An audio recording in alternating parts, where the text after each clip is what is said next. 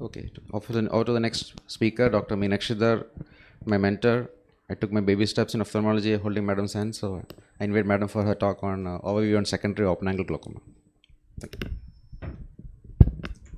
Thank you, Manoj, and thank you to KSOS for having me here. It's always home for me. Can I have my slides? After these beautiful talks, I will just be giving an overview of secondary open angle glaucomas, and they occur. We need to suspect them. Number two, one no.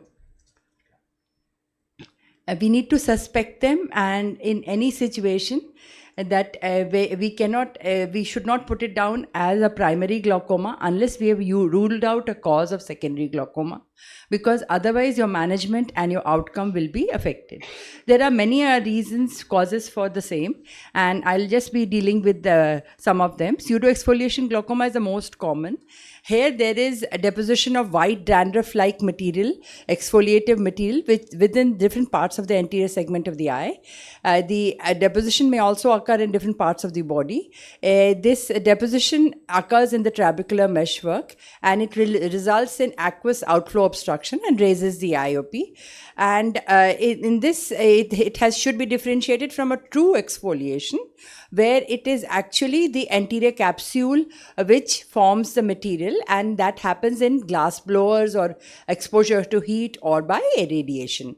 The pseudoexfoliative glaucomas we have to remember that they are more severe.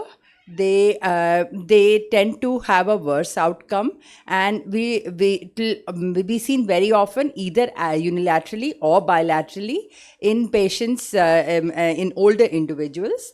And both the South Indian population as well as the Scandinavian population is more prone to it. And 50% of patients who have pseudoexfoliation end up having a glaucoma. And since it runs a more aggressive clinical course, we should ensure that we have a good control with whether with medical therapy or with surgery. There is defect in the LOX1 gene, and this leads to non-pigmented ciliary epithelial cells and trabecular endothelial cells. All of these can produce that pseudoexfoliative material, and that can clog the aqueous outflow. Gonioscopy is of course open, and the trabecular meshwork pigmentation in the fellow eye may be the first indicator of pseudoexfoliation. Treatment, as I said, is more aggressive, and cataract surgery, when done, we need to be more careful, because there is a chance of zonular dialysis. There's a chance that it'll be a poorly dilating pupil. We may have to need iris hooks. We may have to put a CTR. We have to ensure that we get a good outcome and decrease our the phaco-dynamic the parameters when we are doing such a surgery. Coming to uveitic glaucoma, where a lot has been said, so I'll just say that more often with anterior uveitis, and both apart from the angle closure type which is there, open angle glaucoma can also be there because of the inflammatory material, and we need to treat the inflammation very strongly, and also treat the IOP simultaneously. It may need surgical intervention. Beta blockers and CIAs should be used first, and one should, as one knows, that avoid PG analogues.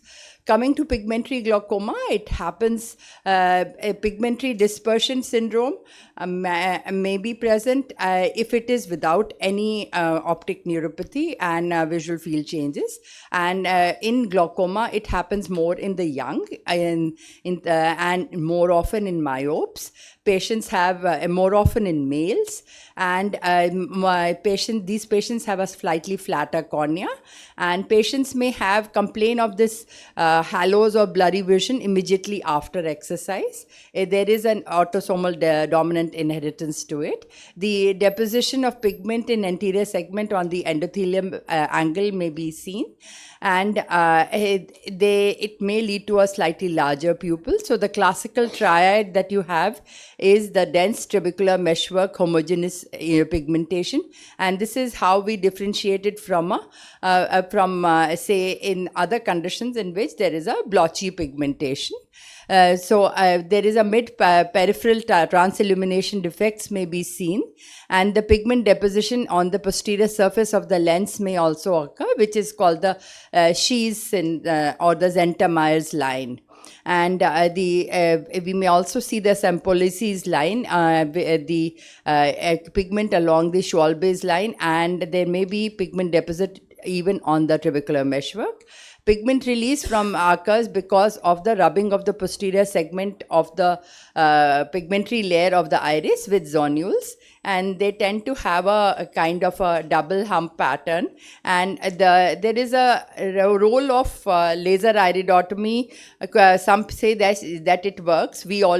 I always do it because this would prevent the repeated rubbing between the iris and the zonules. And especially it is important to do it in the younger people. In older people, by then the pigment has already damaged the trabecular endothelium and may not have that much of an effect. Coming to steroid-induced glaucoma, of course, all of us know that it does occur, but we need to remember it in situations sometimes, and remember to ask a history for it. It occurs within 3 to 6 weeks of starting the steroids, and if after cessation may come back to normal within 2 weeks. And we should ask for a history of POAG in the family, and there may be a history of a similar such episode if the steroids had been taken before. It has been found to be more often in patients who are diabetics and in when they are exposed to steroids at a younger age. There may be a connective tissue disease as well, and also in high myopia. There is an increased outflow resistance, and it may be both physical and mechanical changes in the microstructure of the trabecular meshwork. There is inhibition of proteases, and trabecular meshwork endothelial phagocytosis occurs in them. Deposition of this substance leads to expression of fibronectin and extracellular matrix in the deposits in the trabecular meshwork, and hence it blocks the aqueous outflow. It occurs more often. The people who are more at risk of having this are patients. The medicines that cause it most is the difluprednate, and followed by dexamethasone, prednisolone, loteprednolone, and FML. And it depends on the mode of application. Topical, of course, we all are aware of and we remember as ophthalmologists. Periocular steroids, subconjunctival, subtenons, all these injections may cause it.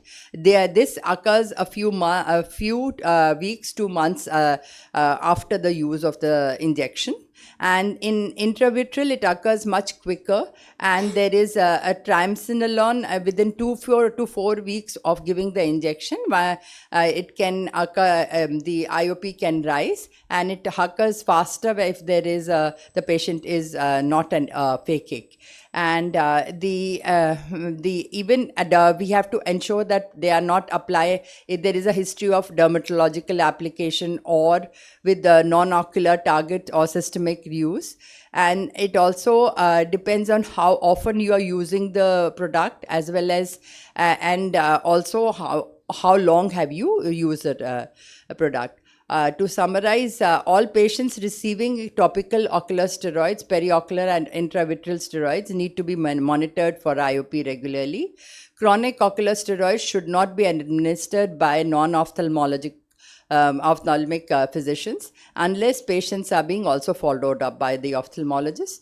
All patients using dermatological steroids on the face should have a periodic IOP, and high-risk patients should be told about this and managed accordingly. Management here is discontinue steroids, of course, and if it does not come down to normal, very often we need to operate these patients. And if there is a depot steroids, remove the steroids. And if there is an intravitreal steroid, you may need to do a vitrectomy. And the rest of the treatment is very similar to POAG, but they are sometimes really recalcitrant. And SLT may may of some use, but generally they either end up being managed medically or surgically. Neovascular glaucoma can occur of the open angle type, and in later it progresses to angle closure.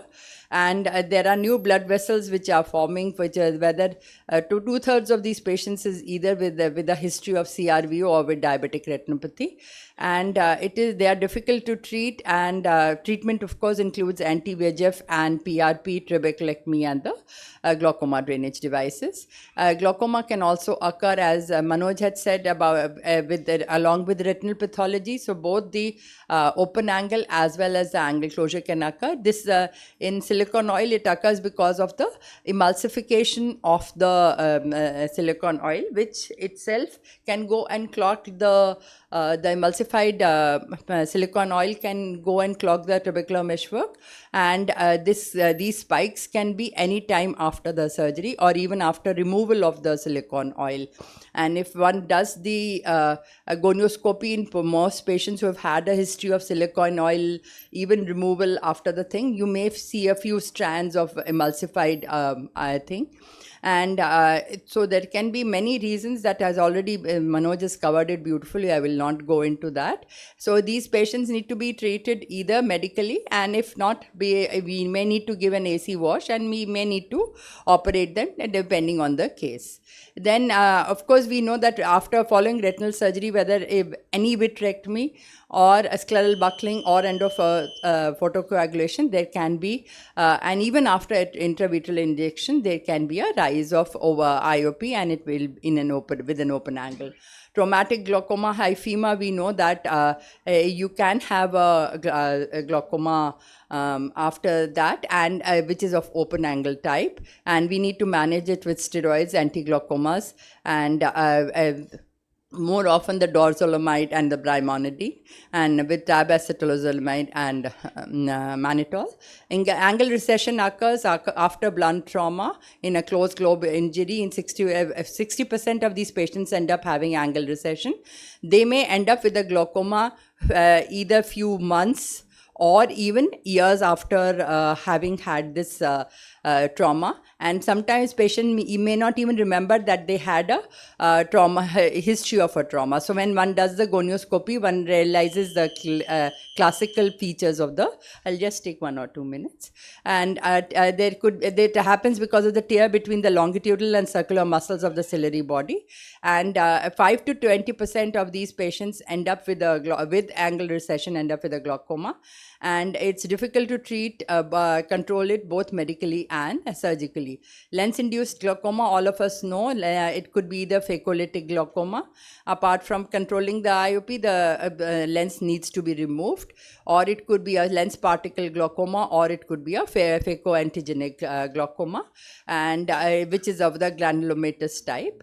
Glaucomas can be of the open angle type with tumors, and in these tumors, we have to remember that when we are managing them, we should only manage them medically and do any surgical intervention only after the remission of the tumor. The tumor is treated completely. And we can also have glaucoma with a lot of infections, and this is generally of the open angle type. In fact, now it's even thought that there could be bacterial infections, viral infections, even all the protozoal infections. There's a very long list. And in all these patients, it's along with inflammation. And we need to treat the primary disease, where the infection, as well as ensure that the IOP is controlled so that we get a good positive outcome. Thank you for patient hearing. And it's a pleasure for me to be here. And I love Kerala. Thank you. Thank you very much, madam. Just to add to madam's point, it was excellent talk, ma'am. Sometimes when there's a steroid response, we can actually change from PRED to DEXA, even though DEXA is supposedly more potent because of the preparation. Prednisolone is an acetate formulation which penetrates the eye better, and dexamethasone is a phosphate formulation which doesn't penetrate. So it acts on the surface very well. So changing from PRED to DEXA can sometimes decrease the IOP in steroid response. And usually steroid response happens after 4 weeks. But sometimes in a pre-sensitized eye, you can have steroid response earlier also. Anything else? Okay, we are having a time constraint, so we'll close the. Yeah, thank you to all the speakers.